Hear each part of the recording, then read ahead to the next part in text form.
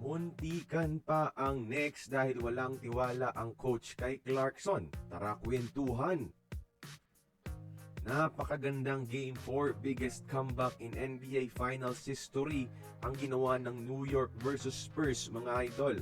Pero bago pa nila ito mahabol, muntikan na sana nila itong hindi magawa dahil walang tiwala ang coach kay Clarkson. Sa mga oras kasi na pagod ang starters at tambakan sila ng Spurs, kahit bench hindi rin makaambag, di pa rin binigyan ng chance ni Mike Brown si Jordan Clarkson. Late na siya pinasok pero pagpasok sa kanya, umiscore kagad si kababayan. Pero 4 minutes playing time lang binigay mga idol. Kahit si JC ang top scorer off the bench ng New York noong Game 3 mga idol at number 1 sa bench efficiency rating, walang tiwala talaga. Buti na lang, naghalimaw itong si Bronson at Anunoby sa second half.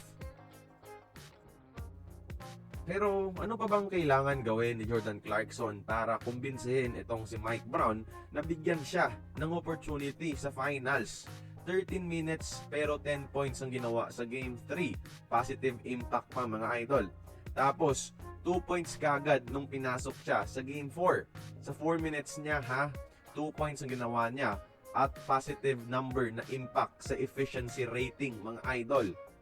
Habang si Landry Shamet na 20 minutes sa court sa Game 4, 0 points ang ginawa mga idol at minus 13 sa efficiency rating.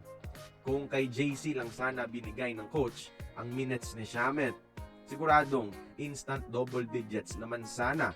Isang pananalo na lang ang kailangan ng Knicks para mag-champion.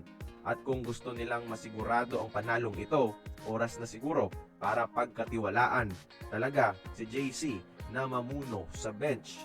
Hindi siya isang 6th man of the year para sa wala lang. Like this video mga idol if agree kayo na dapat si JC na ang mamuno sa bench ng New York kung gusto nilang manalo. Join the conversation. Magkomento lamang sa ibaba.